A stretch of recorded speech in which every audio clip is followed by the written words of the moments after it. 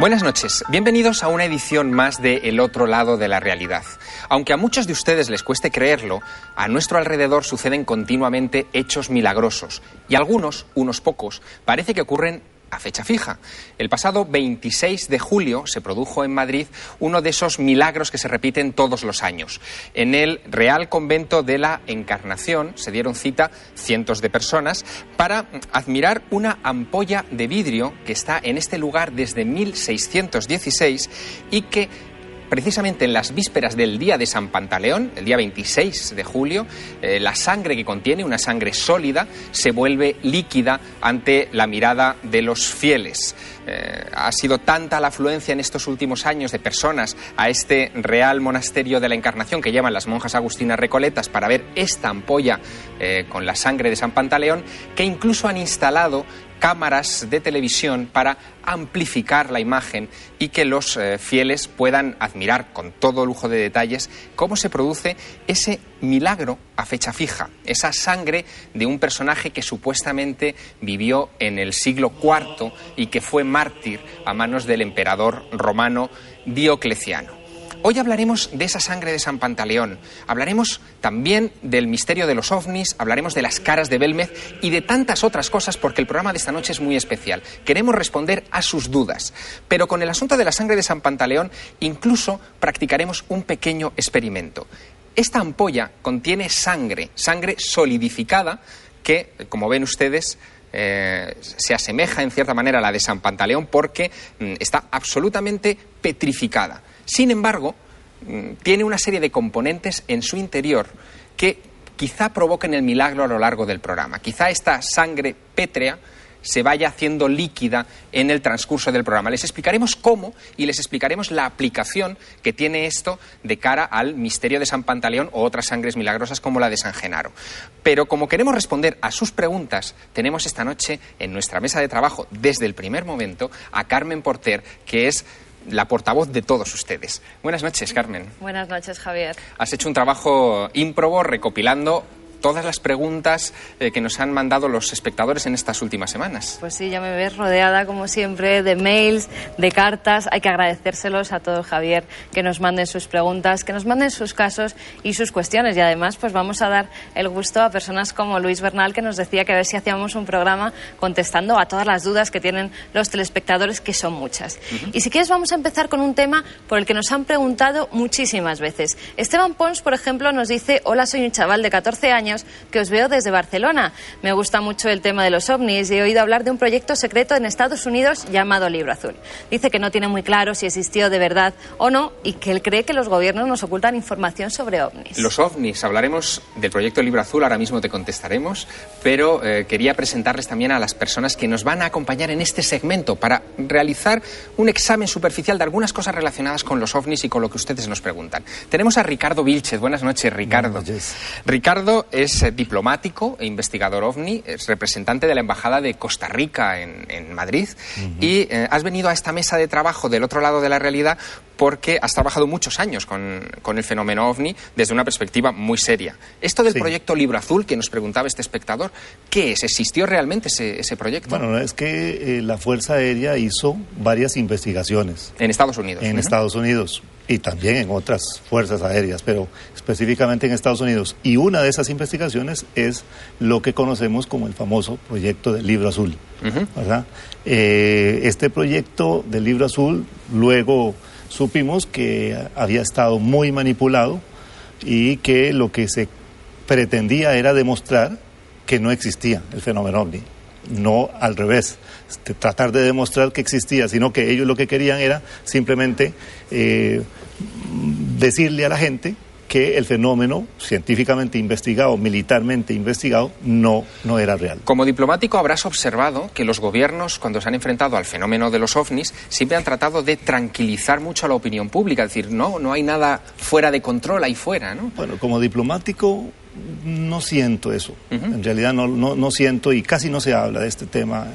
Estamos muy ocupados en otras cosas y en las cosas inmediatas y no se siente. Pero sí es cierto que de cualquier manera los gobiernos de múltiples maneras han ocultado el fenómeno. Eso es una realidad y lo podemos ver con muchos gobiernos, en Inglaterra, en la Unión Soviética, Estados Unidos, México, etcétera. Tenemos incluso algunas filmaciones del proyecto Libro Azul que me gustaría que vieran. Son filmaciones secretas, militares, que durante muchos años estuvieron clasificadas con el sello Top Secret, como esta obtenida en la isla Catalina, en California, el 15 de abril de 1966, por un oficial de la Marina de los Estados Unidos. Un objeto discoidal, de aspecto sólido, que parece girar sobre sí mismo, avanza entre estas montañas de Santa Catalina, para pasmo, desde luego, del camarógrafo, que es como lo llamaban entonces, que obtuvo esta extraordinaria película que nunca tuvo explicación. Como esta otra, que tampoco la tuvo, obtenida en Monument Valley, en Utah,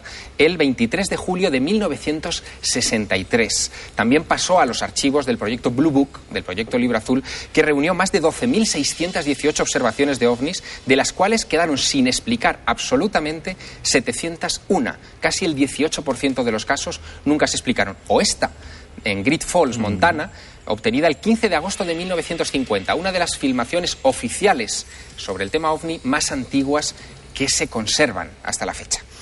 Tenemos también en nuestra mesa de trabajo a José Antonio García Andrade. Él es profesor de psiquiatría forense en la Universidad Complutense, autor de muchos libros relacionados con los análisis forenses, y le hemos invitado, doctor, buenas noches. Buenas noches. Porque nuestros espectadores nos han preguntado por algo, ¿verdad, Carmen?, que requiere de su opinión especializada. ¿Qué es eso por lo que nos preguntan y que requiere la presencia de un doctor forense en una mesa que se habla de ovnis? Pues nos preguntan infinidad de veces. Por ejemplo, Carlos Gil Martín nos dice que tiene interés por conocer con todo el rigor que sea posible, y para ello traemos al invitado más prestigioso, al forense más prestigioso de España, pues nos quiere sobre el caso Roswell. Autopsia incluida, nos decía Javier. ¿Quiere saber qué pasó en esa autopsia? Vamos a hablar de esa autopsia. Quiero que vean estas imágenes, quiero que las vea usted, doctor. Vamos a ver un fragmento. La realidad. Eso no es real. Bien, esta es la primera observación. Hay muchos más detalles de esta autopsia que dio, como digo, la vuelta al mundo hace algunos años y que todavía hoy es objeto de discusión sobre si es real o es un fraude. Dentro de unos minutos, después de la publicidad, verán ustedes imágenes que no se han visto nunca en televisión.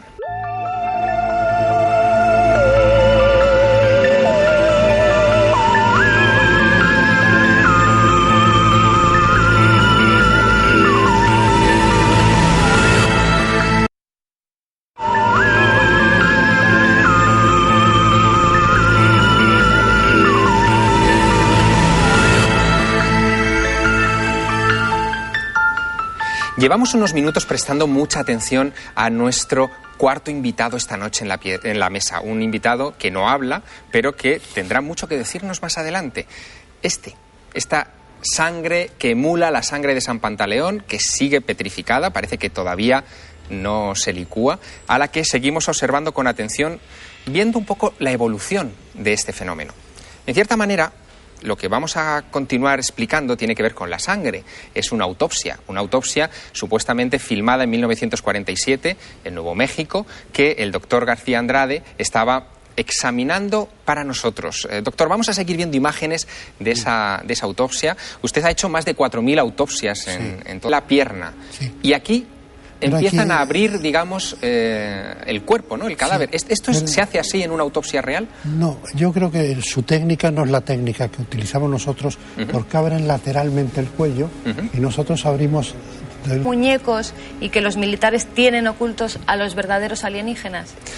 Bueno, sobre esto hay muchísima, desde luego, mitología y se ha escrito muchísimo. Ricardo Vílchez, desde luego, a ti te ha llegado información de este caso, evidentemente, Sí, ¿no? Sí, claro, de diferentes fuentes. Y no solo, es que cuando hablamos del caso Roswell, lo tenemos como una fijación, pero en realidad hay 27 casos que tienen relación con objetos estrellados, etcétera. Ahora, este caso, lo que pasa es que ha sido muy investigado por una cantidad de gente muy preparada, y hay mucha información también de testigos, de gente que estuvo en aquellos momentos y que se ha recogido a través del tiempo, y eso le da cuerpo a este caso. Claro, fíjate hasta qué punto que cuando en 1995 se divulgó esta película de las autopsias, la Fuerza Aérea de los Estados Unidos hizo público esto, que es casi unas páginas amarillas de una gran ciudad, solamente para demostrar que lo que había caído en Roswell en julio de 1947 y que dio pie a esa historia, había sido un globo sonda. ¿Cómo es posible esto, verdad? De todos modos, ya a estas alturas, los franceses, en el informe Cometa, los es un informe de la oficial, defensa, redactado por personal de la OTAN. Sí, correcto. Ellos le reprochan al gobierno de los Estados Unidos en ese informe el haber ocultado la información y el haber desinformado a la gente. Tácticas de desinformación con relación al caso Roswell. El informe Cometa lo redactaron miembros del Instituto de Altos Estudios para la Defensa vinculados a la OTAN y creó cierta polémica hace algunos años precisamente porque hablaban del caso Roswell. Sobre el caso Roswell nos han seguido preguntando más cosas, Carmen. Y sobre todo, Óscar Lafuente nos pregunta, por ejemplo, si es verdad que existía una normativa que castigaba con cárcel a aquellos que desvelaran información sobre ovnis. Dice que le pareció leerlo en algún libro. Sí, la JANAP 143, una normativa. Exactamente. Sí, que hablaba. $10,000 eran, si no me equivoco. $10,000 del año 53. Del año 53. Claro. Hay una cosa que quisiera también que vieras, Ricardo Vílchez, que es algo que no se ha emitido en televisión. Cuando llegaron las películas de la autopsia de Roswell a las pantallas de todo el mundo, la persona que las recibió, Ray Santilli, el productor de televisión Ray Santilli, omitió emitir estas imágenes que también le llegaron. Supuestamente pertenecen a otra secuencia, también del caso Roswell, de una filmación obtenida en una tienda de campaña in situ, es decir, más cerca del momento en el que se recuperaron estos cadáveres. Aquí, doctor Andrade, me parece que no va a poder usted sacar ninguna conclusión de ningún tipo, porque la filmación es muy borrosa. Sí, pero hay algo que sí quisiera yo manifestar, que es curioso, que es un retorno a la Edad Media. En la Edad Media, aquel pobre científico que tenía la osadía de hacer una autopsia les comulgaban. Y aquí resulta que prácticamente volvemos otra vez a lo mismo. El secreto es tan importante que, pobre del desgraciado, que desvele qué es lo que han hecho con esta autopsia, quién era este sujeto, qué es lo que se obtuvo, porque ya estamos en una época lo suficientemente científica como para poder hacer estudios anatomopatológicos, estudios bioquímicos, estudios de todo tipo, pero pobre de él, le vuelven a excomulgar y le vuelven a llevar a la Inquisición. Es curioso porque esta filmación que veíamos hace unos instantes sí sabemos que es un fraude.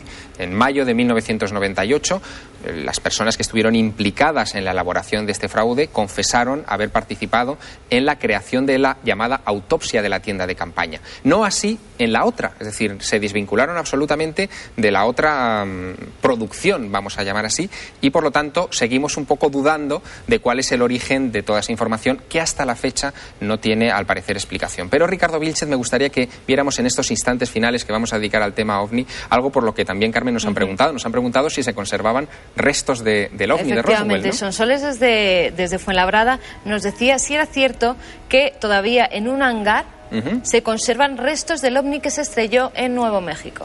Pues vamos a ver unas imágenes también pertenecientes a este paquete extraño de imágenes que en 1995 Vílchez y al doctor García Andrade, sus comentarios y su participación en este segmento. Y quiero mostrarles a ustedes unas imágenes que no han visto en ningún otro lugar. Estas imágenes fueron obtenidas por Jorge Penalba, director de la revista Aviación Deportiva, hace escasamente unas semanas. La segunda semana de junio apareció esta extraordinaria formación en un pueblecito de Barcelona, en Castellfollit del Boix. En ese lugar, un círculo de una espiral de unos 40 metros de diámetro, acompañada de otros 19 círculos, dejó impresionado no solamente a los payeses, a los campesinos de esa región, sino también a los investigadores de ovnis que se han acercado inmediatamente a este lugar. Es la primera vez que un círculo de características tan similares a los famosos círculos de los sembrados de Gran Bretaña aparece en tierras españolas. Precisamente Carmen Porter, sobre esto nos han preguntado muchísimo. Es un tema que llama muchísimo la atención, Javier. Por ejemplo, Javier Carvajal Paje nos decía, el tema de los círculos de las cosechas es un tema que deberíais tratar. En muchos lugares del mundo han aparecido dibujos y formas extrañas en los sembrados, pero también ha habido mucha polémica. ¿Eran unos jubilados los que hacían estos círculos? Y esos jubilados ahora ya no viven y quién hace esos círculos. Incluso amigos como Raúl García nos hablan de unas extrañas bolas que han sido, una especie de luminarias, que han sido filmadas al lado de los círculos de trigo. Si todo eso es cierto, si es verdad que pueden ser seres extraterrestres los que hacen estas formaciones. Desde luego el equipo del otro lado de la realidad está ya buscando esas imágenes de las esferas luminosas en los sembrados y en algún momento en el futuro esperamos poder ofrecerlas en este programa. Hay muchos misterios relacionados con esos círculos que se vienen fotografiando desde los años 80, pero que hay constancia histórica en almanaques antiguos y en revistas antiguas, al menos desde el siglo XVI y XVII, es decir, que es un fenómeno bien antiguo, mucho antes, desde luego, de que aparecieran los jubilados en escena. Y seguimos observando en nuestra mesa de trabajo a ese invitado de piedra que parece que cada vez es más viscoso, esa ampolla con una sangre similar a la sangre de San Pantaleón, que ha sido recreada para nosotros en un experimento singular que ha llevado a cabo David Zurdo. Buenas noches, David. Hola, ¿qué tal? ¿Cómo estás, Javier? David es escritor. Estuvo ya aquí tratando de recrear una falsa sábana santa hace algunos programas. Y ahora le hemos encargado este nuevo desafío. Te has basado en unas fórmulas antiguas para crear esta sangre, ¿no? Sí, la verdad es que el crear una sustancia que con la temperatura o con el movimiento, es decir, con la energía, pueda convertirse o pasar de gel a líquido, una especie de cosa sólida a totalmente líquida, pues la verdad es que no tiene tampoco un gran misterio. Consiste simplemente en unir ciertos elementos químicos, bueno, pues que permiten este cambio, este proceso. Lo que he hecho es, pues, una de las posibilidades, realizarla, y la verdad es que aunque ha quedado un color un poco claro, porque claro, al fin y al cabo es complicado crear una sangre, bueno, pues que se parezca mucho, que además tenga las propiedades, etcétera. Pero yo creo que en el transcurso del programa, pues como vamos viendo, algo, no sé si los espectadores lo ven, pero se está volviendo algo viscosa. Sí, está pasando de ese gel que se pretendía hacer a ya líquido. Yo espero que para dentro de unos minutos, pues ya más o menos esté líquida del todo. Que es más o menos el proceso que sigue precisamente estas sangres milagrosas, que de pasar de un estado sólido, a veces gelatinoso, a precisamente un estado líquido. Hay varios tipos. La verdad es que hay sangres que, por llamarlas de algún modo, que pasan por efecto, por ejemplo, del aire, que están en ampollas que son herméticas y cuando se deja entrar aire pues cambian, otras por movimiento, por temperatura, un poco la mezcla de ambas. Siempre es la comunicación de energía o someterlas a un posible cambio químico que esté relacionado con el entorno. En nuestra mesa tenemos también a José Manuel Alonso Ibarrola. Buenas noches. Buenas noches. José Manuel Alonso Ibarrola ya lo conocen nuestros espectadores. Estuvo aquí para hablarnos de algo que le ocurrió en su carrera como periodista. Él es periodista y escritor de viajes, que fue encontrarse con el fantasma de Verdi, o bueno, el fantasma de la casa de Verdi. Más o menos. Más o menos. Más o menos. Y hay otro misterio en tu carrera profesional que se cruza precisamente en un viaje a Nápoles hace algunos años, que es el de la sangre de San Genaro. Exactamente. Que se licúa, si no recuerdo mal, 2 veces al año. 3 también algunas veces. El primer domingo de mayo, el 19 de septiembre, y hay otro día que no sé exactamente cuál es, un aniversario. 3 veces al año. No siempre sucede el fenómeno, porque la Iglesia nunca ha aceptado esto como milagro, ha hablado de fenómenos. Y yo estaba por allí, estaba todo el verano en Nápoles, porque preparaba una guía de Nápoles. Entonces no existía en nuestro país una guía de Nápoles, y yo conozco Italia bastante bien, y pasé todo el verano en Nápoles. Y entonces más o menos me tocó, diríamos, asistir casi al milagro de San Genaro, entre comillas siempre el milagro. Digo, me tocó casi porque 5.000 locos napolitanos intentando ver el milagro presunto en la teca o en la ampolla que se guarda en el Duomo de Nápoles, resultó tan imposible. Pero al volver aquí, a Madrid, es cuando ya me tomé en serio que yo tenía que ver el milagro. Y tuve la suerte de asistir al fenómeno pues hace como 6 o 7 años en San Pantaleón, porque a fin de cuentas es el mismo fenómeno. Eso te iba a decir, es el mismo. Se puede decir que es el mismo fenómeno. Y la misma sangre proveniente de allí. Porque, ¿Ah, sí? Claro, los santos son diferentes. Es San Genaro y San Pantaleón. Los dos, evidentemente, no descuartizados, pero sí les cortaron la cabeza. Entonces, era costumbre recoger de los santos, recoger la sangre en ampollas. Y entonces las ampollas, pues evidentemente, se regalaban o se ofrecían a los fieles, a los devotos. Entonces, lo mismo que en Nápoles está la ampolla de San Genaro, aquí tenemos la de San Pantaleón, que viene de Roma, porque la trajo la condesa de Mendoza, el virrey, un regalo del Papa que lo trajo a Madrid y le regaló donde estaba su hija, al monasterio de la Encarnación. Y allí está. Claro, en el caso de San Genaro estamos hablando de una reliquia de la que hay constancia histórica que se licúe desde al menos 1389, sí, desde el siglo XIV. Y lo mismo de San Pantaleón, es de la misma edad. Ajá. Se ve que estaban de moda entonces las ampollas. No olvidemos que en Nápoles hubo un momento en que había 390 ampollas milagrosas. Es decir, que había un comercio de estas ampollas milagrosas. Bueno, David está intentando reproducir con fórmulas antiguas una sangre que se licúe más o menos como la de San Genaro y San Pantaleón. No quiere decir que la de San Genaro y San Pantaleón sean falsas, y esa duda la vamos a dejar siempre ahí, obviamente, pero en un momento determinado, cuando tú volviste de ese viaje de Nápoles, comenzaste a investigar la historia de las sangres milagrosas, porque evidentemente tiene que llamar por fuerza la atención, sí, y descubriste algo, ¿no? Hablaste... Sí, fue una coincidencia increíble. Yo cuando estaba preparando la guía, yo no pensaba hablar nada de San Genaro, pero cuando me había llamado la atención, pero nada más, una referencia, una alusión, leí una entrevista a un hermano agustino de San Lorenzo del Escorial, que resulta que era muy popular, que se llama el hermano Agustín Hernández. Este hombre era muy popular y salió mucho en la televisión porque prepara fórmulas de licores. Entonces, una periodista le hizo una entrevista y en un momento dijo: estoy traduciendo un libro que en España no se conoce, donde se explica muchas cosas de las quintesencias. Y dijo, y creo que de una de las fórmulas de la quintesencia del aceite santo, me parece que se podría basar el fenómeno que ocurre en San Pantaleón y con San Genaro. Al leer esto, pues me llamó la atención y fui al Escorial, al monasterio, y en el Real Colegio de Alfonso XII me conocí al que ahora es un gran amigo mío, que es ya no es hermano, dejó los hábitos, cosa muy bonita, por el amor. Está un hombre muy enamorado de Mercedes, conozco a Mercedes, y hace años que lo dejó, y entonces me ayudó, me enseñó el libro, que se titula Tesoro de los Remedios Secretos de Evónimo Filiatro, un libro que existía en San Lorenzo del Escorial, y otro en la Biblioteca Nacional, pero firmado con seudónimo, porque el libro era del famoso Konrad Gessner. ¿Por qué estaba con seudónimo? Porque la Iglesia nunca ha permitido hacer experimentos con sangre humana, evidentemente, y entonces no podía poner su nombre. ¿Y qué decía ese libro? ¿Qué explicaba? Ese libro habla de fórmulas para curar al ser humano. Y hay una de las fórmulas, es extracción de la quintesencia de la sangre humana. Es para que a un moribundo se le daban de este aceite unas gotas acompañadas de vino y se ponía muy bien, se curaba y salía pimpante, y encima hasta curaba almorranas. Y eso explicaría la licuación. Entonces lo que ponía que este fenómeno, al reproducirlo con los elementos que daba, expuesta a la ampolla de lo que se obtenía al aire libre con la luna, crecía y decrecía según la luna creciente o no creciente.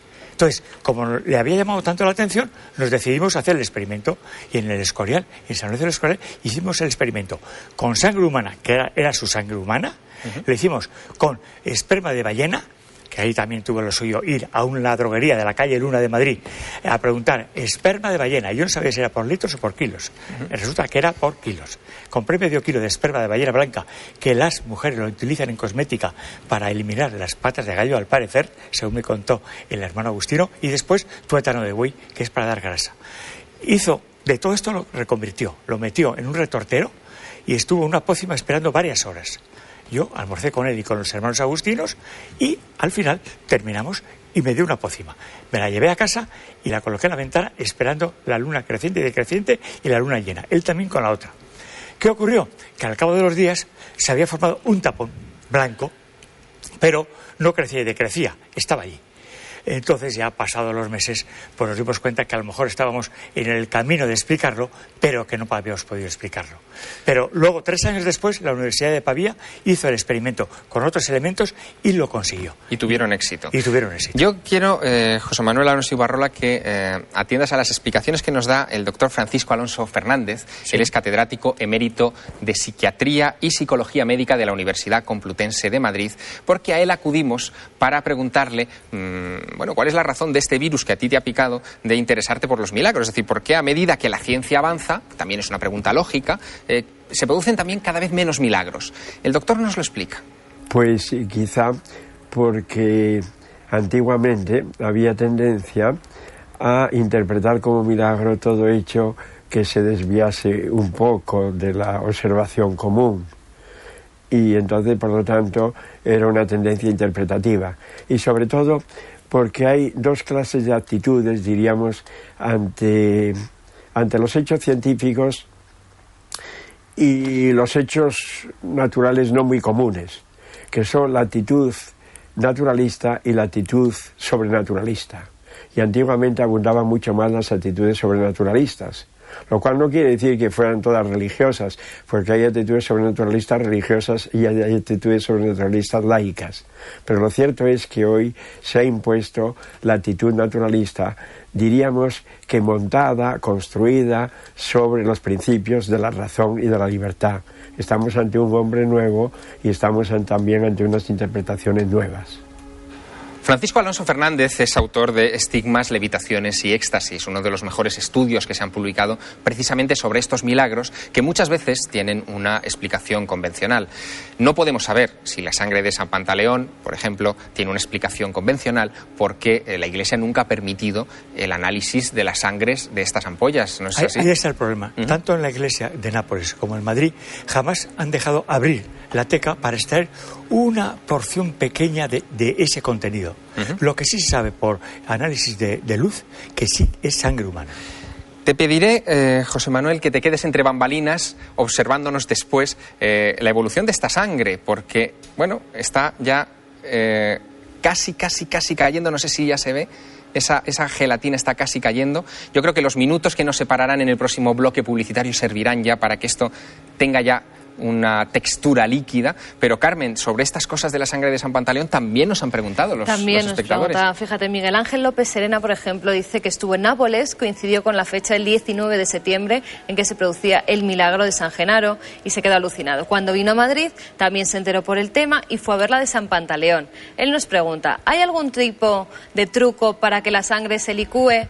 ¿Es sangre verdadera? Pues lo explicaremos, desde luego, dentro de unos minutos, después de la publicidad, viendo cómo evoluciona esta extraña gelatina que parece que ya empieza a caer. Será dentro de unos instantes, aquí, en el otro lado.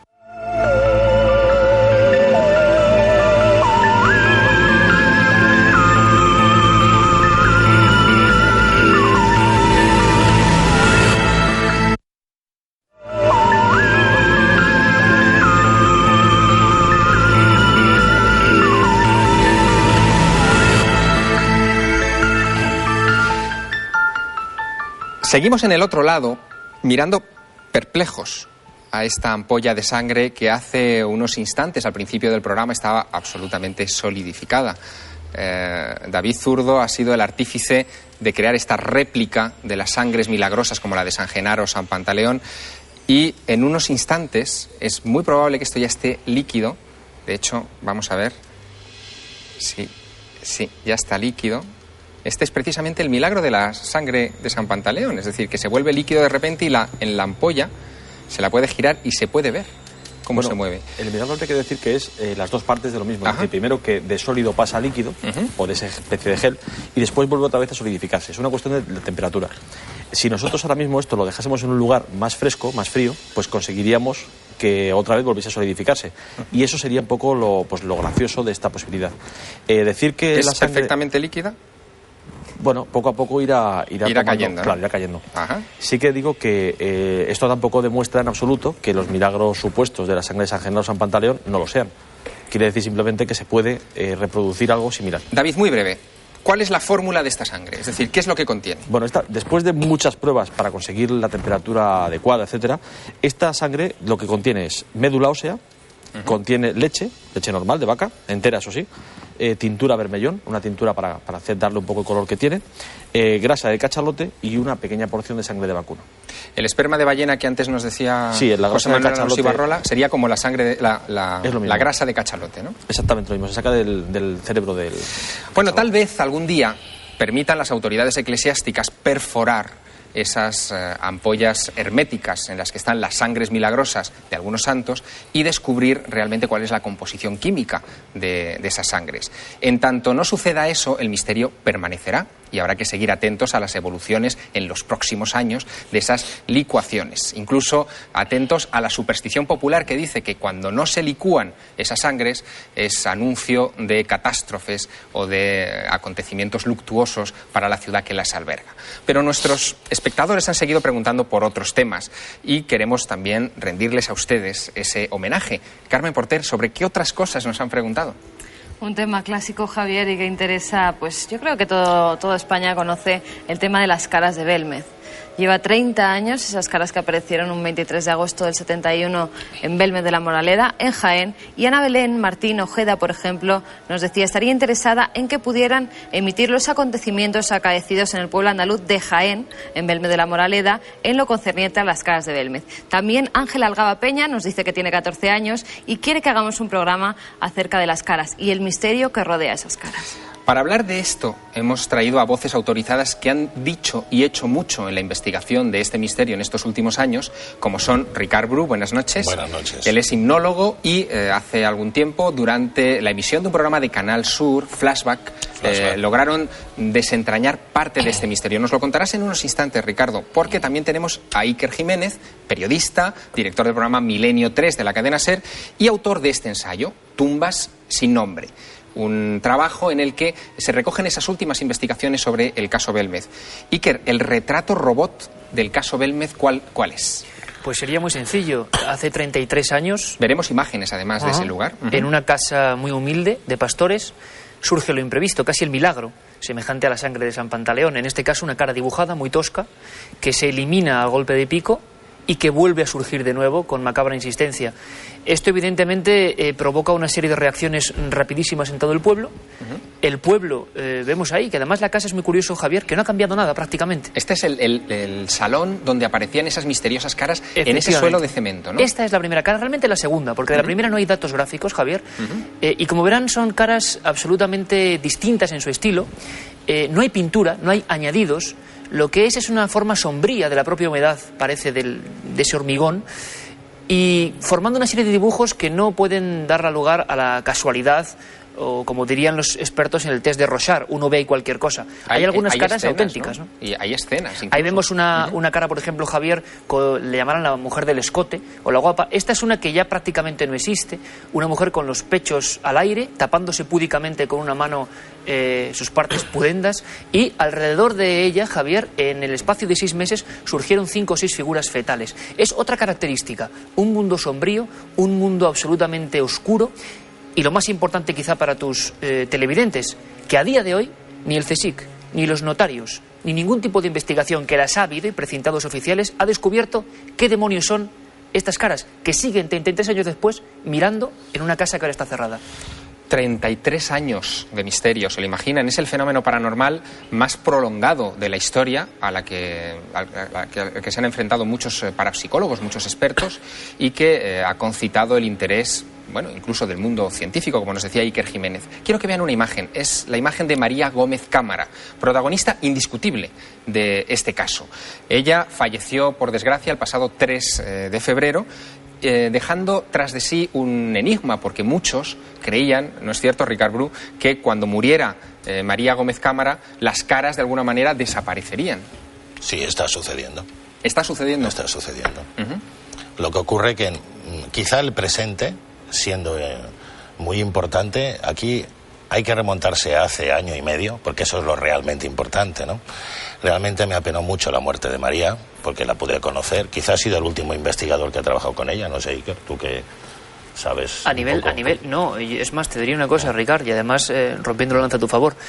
La intuición, la investigación, tú sabes lo que tú hiciste con ella, es que María nunca se había dejado, era una mujer muy peculiar, una mujer que se ha llevado muchos secretos a la tumba y jamás se dejó en 30 años hacer ningún tipo de experiencia sobre ella, experiencia de investigación sobre ella. Quiero que Ricard nos cuente con detalle. ¿Qué es lo que ocurrió con cierto detalle? Necesitaría sin duda, demasiado tiempo. Después de ver una serie de imágenes que quiero que observéis rápidamente. La primera es aquella que llamaban la pava. Es una de las primeras caras realmente aterradora. Es decir, no cabe ninguna duda de que esto no es una mancha de grasa en el suelo de la cocina. Hubo una anterior que incluso Iker se picó el suelo, se volvió a echar la lechada de cemento y volvió a emerger. 7 días duró. 7 días. 7 días. Y además hay una cosa muy importante, se pica, era exactamente igual, según dicen, en el mismo sitio, en pleno fogón, y cuando se pica es el alcalde de Belmez y, por casualidad, un representante de un importante ministerio, de gobernación, el gobernador civil José Ruiz de Gordoa, el que ve cómo esa mancha que había desaparecido, esa lechada de cemento, volvía a emerger los mismos ojos, el mismo bigote, la misma boca, y llegaron a pensar, Javier, y es un detalle que dice mucho de cómo era la época, que podía ser algún tipo de radiactividad, algo, sí. Y la Junta de Energía Nuclear interviene en Belmez para certificar que eso no es ninguna broma. También está otra imagen sorprendente, que es la familia, la llaman así, la familia, en la que se ve un grupo, una escena con muchísimas caras, que también resulta muy, muy sorprendente. Y quiero que vean una última, que es esa de la mujer desnuda, Iker, que antes nos comentabas. Esa imagen es también muy, muy impactante, sobre todo, que aparezca en la casa de una mujer como María, en un pueblo como Belmez, donde este asunto de la desnudez, pues, además, provocaba ciertos rechazos. Sí, claro. Pero parece que hay, y seguro que era Ricard cuando empiece lo que fue el giro que se ha dado a la historia hace año y medio, eran como un poco retratos de su propia vida, y que se me entienda bien, una vida bastante atormentada en muchos aspectos, bastante cruenta y dura, ¿no? Y de la familia. Y de la propia familia. Entonces, se representan escenas donde los niños, la violencia de alguna manera, o la tristeza, y los desnudos o las madres que aparecen retratadas ahí son una constante. ¿Por qué? Esa es la pregunta. ¿Por qué hay? Bueno, hasta el año pasado prácticamente no sabíamos por qué. No teníamos respuesta a eso. Sabíamos que había unas caras misteriosas que aparecían, que desaparecían, que se mutaban, que a veces daban paso a otras caras. El fenómeno era, desde luego, algo activo, vivo. Y en un momento determinado, también un mes de febrero del 2003, cierto, Ricard Bru, hipnólogo, acude con una medium a la casa de las caras y trata de hacer un experimento realmente singular. Cuéntanos, porque ahí empieza a desvelarse un poco este enigma. Yo os cuento cosas, os voy a contar exclusivamente la verdad. No era medium, para empezar. Si hubiera sido medium, no la llevo. ¿Por qué? Porque ya tendría, por lo tanto, demasiado conocimiento de los hechos. Era una persona que había venido a nuestro programa y que le había visto una especial sensibilidad y no tenía ni idea del fenómeno. Entonces me interesaba, porque claro, si cogemos a alguien que ha estudiado el fenómeno, claro que va a hablar del fenómeno, pero si no tiene ni idea, a partir de ahí es interesante. Bueno, la llevas a la casa, la hipnotizas. Sí, pero eso es el casi, lo siento, sé que hay poco tiempo, ¿no? Pero es que eso es casi el final, Javier. Antes hubo un estudio, en fin, eso me lo voy a obviar. Evidentemente yo soy más investigador que hipnólogo, aunque se me conoce por eso. No fuimos por casualidad, porque alguien me ha preguntado, antes lo decía Iker, ¿tú es que pasabas por ahí y entraste? No, hombre, eso no vas con las cámaras para eso. Decidimos investigar en un factor que no se había tocado, como bien recoge Iker en su libro. Se había hablado de Belmez de todo, se habían hecho psicofonías, se había analizado el cemento, yo creo que se había medido hasta la radiación, pero nadie había pensado en lo más sencillo, y el factor humano. Porque si hay un fenómeno, hay alguien con el fenómeno. Porque el fenómeno nunca es aislado del hombre. Y yo soy de esos investigadores de parapsicología que creo que hay fenómeno si hay alguien detrás. Si no, no hay fenómeno. ¿Y cómo investigas ese factor humano? A través de la hipnosis regresiva, contacto. Bueno, yo hipnoticé a María, algo que creo que se lo he dicho ahora por primera vez a Iker, ¿no? Hubo una regresión a María. Y otras muchas cosas que me dijo, que no sé si es el momento ahora de contarlo, pero que en cualquier caso lo que intento saber es, ¿hay algún factor humano? Porque aquello era la cocina, lo que hemos visto era la antigua cocina de María. Los caras salían allí, ¿y por qué salían? Yo me preguntaba, ¿por qué salen esas caras? Tiene que haber algún motivo. La teleplastia es un fenómeno muy conocido por los parapsicólogos, pero parece que es... La teleplastia serían las caras propiamente dichas, sí, la imagen en el suelo. suelo. Hay energía biótica, hay una energía que se transmite a algo tan sólido como el hormigón armado. Sí, pero tú haces, perdona que vamos a intentar reconducir el tema, haces esa hipnosis... Regresiva. Con familiares de María, con María y con... tú que has llamado medium, yo le llamo sensible, no es porque le quites, sino porque le pongo... Buscando una causa, algo que explique esas caras. Buscando el factor humano. ¿Hay alguna causa en la vida de María que justifique el sufrimiento? Porque estas caras están sufriendo, esas caras sufren. Cualquier persona un poco emotiva ve que esas caras no es... Incluso el torso desnudo, analizando la vida de la familia Chamorro, también hay incluso, entre comillas, una violación. Por lo tanto, hay mucho que hablar ahí. Buscando ese factor humano, vemos que la historia trágica de María es toda una familia, ¿por qué no decirlo?, asesinada. Era una guerra, no quiero hablar de ella porque ya ha tenido suficientes problemas. La guerra civil española fue muy dramática. Ahora vemos las imágenes de Irak, que nos dejen con la guerra civil española, que fue tal o peor. Y en esa guerra hubo de todo. No vamos a decir quién era bueno y quién era malo, pero lo que sí es cierto es que una familia murió asesinada. Esa familia era la familia de María. Exacto. María siempre vivió con ello y siempre lo tuvo. Y yo me imagino a María, imagínate, y con mucho respeto desde el otro lado, ¿verdad?, pelando patatas en la cocina y pensando en su hermana asesinada, en los hijos. Todos menos uno. Una. La única superviviente que se salvó de ese asesinato. ¿Quién era esa superviviente? Isabel Chamorro. Isabel Chamorro, que llegó a ser, Iker, incluso alcaldesa de Belmez. Y que le tocó defender en un juicio que se hizo en Málaga en el año 74, cuando era alcaldesa, a las caras de Belmez, que por cierto ella las veía casi diariamente y nunca notó una conexión, pero había algo extraño en esas miradas, y la sorpresa que tenía preparada el destino para ella fue muy fuerte, porque tenía que ver con las caras ella también. Este es el momento quizá más intenso de esta investigación, porque tú vas a buscar a esa superviviente que está en Belmez, Isabel Chamorro. Tenemos incluso una imagen de ella. Exacto, ese es el famoso cuadro. Que sostiene un cuadro con los familiares muertos. Pero fíjate que no te pierdas una cosa de ese cuadro. Arriba había el antiguo jefe del Estado. Esa cara también salió en Belmez, la cara de Franco. Y a mí eso fue la pista clave, la pista de oro. Porque yo pensaba que eran sus familiares, pero cuando yo vi ese cuadro, vi esa cara, que además estaba situada bueno, tú sé que lo has llevado, ¿no? Estaba justo donde siempre estaba ella, en el brasero, en esa mesa redonda. Cara de Franco, la familia, era la orla. Lo que nos estaban diciendo, yo digo desde ese otro lado, es que esa es la familia que clamaba al menos su recuerdo. Nunca, Iker Jiménez, María Gómez Cámara había hablado de este episodio de la Guerra Civil Española. Jamás. De repente, también vosotros os disteis cuenta, gracias a Ricard, de que estaban esas caras, ¿no? Desde luego, y además yo creo que es un momento histórico. Ese momento, esa noche, es histórica, y yo debo decir, la intuición de Ricardo en decir, bueno, hay un momento dado en que parece que en esa hipnosis se ven imágenes de un sufrimiento en la guerra. Y María, que yo me ponen los pelos de punta intentando recordar este tema, María en un momento dado, claro, reconoce algo que a ningún investigador en 30 años, y te hablo de físicos, catedráticos, profesores de universidad, había revelado. Yo no sé por qué lo hizo esa noche, pero lo hizo. De repente, que fue que su familia había sido masacrada en el asalto al Santuario de la Cabeza, y esos son sus familiares. Ahora empezaba la conexión, Javier, entre qué similitud había entre esas caras y esos familiares. Bueno, hay cosas sorprendentes, porque por primera vez en la historia de las caras de Belmez, en 33 años de historia de las caras de Belmez, Ricard Bru consigue ponerle nombres a las caras. Y ahí nace precisamente la investigación científica de, claro, de este asunto. Y algunos de los resultados de esa investigación científica son los que quiero mostrarles y que nuestros invitados los comenten. Esa es la pava. Exacto. La cara famosa por excelencia, que se comparó con la cara de uno de los familiares de María. ¿Con cuál, Iker? Miguel Chamorro.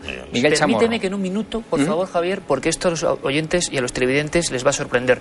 Veis que esa cara tiene una especie de lengua o de vómito, la cara original que hemos visto antes y que está casi superpuesta a la del Guardia Civil. Bueno, esto no era una información válida, simplemente esa cara, la pava, llevaba 30 años colocada ahí detrás de un cristal, pero con el tiempo se había visto que le salía algo. ¿Cómo nos quedamos cuando empezamos la investigación de archivos de la Guerra Civil y vemos que Miguel Chamorro, que sabíamos que había muerto con su familia, la familia de María, no había muerto con disparos, no había muerto fusilado, había muerto envenenado? Antes que su familia, Miguel Chamorro se equivoca, come unas bayas que no son, que son cicuta, y el parte médico que recuperamos dice que muere en la noche del 2 de febrero vomitando sangre, como si fuera, vamos, una provocación del propio veneno. Y entonces la propia familia, la propia María, es consciente de que esa cara que tiene en su casa hace 30 años está dando una información, sea lo que sean las caras, que yo no lo sé, solo sé que no hay fraude de momento.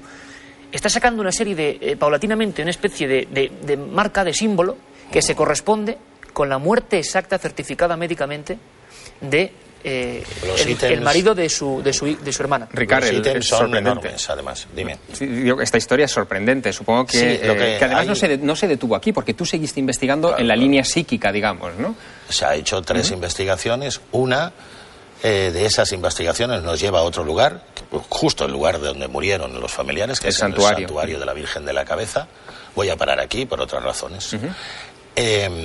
La desaparición de la talla de la Virgen de la Cabeza, entre otras cosas. Y sobre todo es que Belmez no es uno de los casos más espectaculares del mundo paranormal.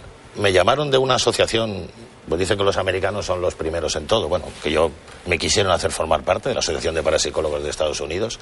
Para ellos, Belmez no es lo más importante, es el más importante fenómeno del mundo en cuanto a la transición. Ningún otro fenómeno paranormal ha dejado a los investigadores investigar. Ningún otro fenómeno ha tenido un paranogsta tan impresionante como María y la hemos perdido. Se nos ha escapado de las manos. Lo que podíamos haber hecho, si hubiéramos caído todos antes, hace 10 años, ya no lo tenemos. Se hubieran dejado también. Hay un momento muy dramático también en toda esta investigación que me gustaría que recordaras muy brevemente, Iker. Es cuando de repente se descubre esta historia, es decir, se identifican las caras con los familiares. María evidentemente no había contado nada y ella no había caído en esa relación. Cuando de repente le ponen esas fotos delante, María, ¿qué dice? Sí, esas comparativas que estábamos viendo y además hay que... Hay otra comparativa también por ahí que podemos ver. Varias muy impresionantes porque hay que decir que fueron un grupo de niñas, las sobrinillas de María, desde 4 años hasta prácticamente 25 años. Carmen, Ana, ahí las tenemos en imágenes. Hay una muy impresionante, Javier, que es la niña pequeña, Paquita, de 4 años, cuyo cuerpo todavía hoy está en una fosa sin nombre, tumba sin nombre, por eso se llamaba así. Y María se queda muy impresionada cuando le planteamos esa serie de fotografías, esa serie de comparativas informáticas que por primera vez se hacían en España, y hay que agradecer a Salvador Ortega, uno de los pioneros de la policía científica. Que ha estado aquí muchas veces en este programa. La ayuda que nos prestó. Pero hay una cosa más increíble, Javier. No solo se comparaban las caras de los familiares y las fotografías, y había un 68% de, digamos, de similitud, sino que había otras informaciones, por ejemplo las llamadas psicofonías y demás, que hablaban de contenidos, nombres como Isabel, María, que eran los nombres de esos protagonistas. De tantos años de investigación, además. Sí. Carmen Porter, María se nos fue el 3 de febrero de este año, del 2004. Me gustaría también que nos situaras en lo que está ocurriendo ahora en Belmez, porque la casa, desgraciada o afortunadamente, no sabemos, se ha puesto en venta. La casa está en venta, ha salido publicada hace unas semanas en los periódicos que esa casa de Belmez se vende. Al parecer los hijos, ya no vive nadie allí, los hijos están un poco hartos de que se les moleste la gente que va a visitar esa casa, de que les moleste continuamente, y se quiere hacer algo. Esperemos que la compre alguien para hacer un museo, para hacer un centro, para que este fenómeno no se pierda, Javier. Hablábamos antes de psicofonías en Belmez y hay una última pregunta de Laura Bernal que nos decía: os sigo desde el primer programa y quería preguntaros si es cierto que Germán de Argumosa sacó unas psicofonías terroríficas en la Casa de las Caras. También quería saber qué opina el profesor de las últimas investigaciones. Iker Jiménez, los últimos segundos. Hace apenas unas semanas hablábamos con Germán, impresionadísimo. Os dejo un detalle: la primera psicofonía que se graba en España probablemente es en Belmez, año 71, y dice: aquí empieza el infierno, es una de ellas.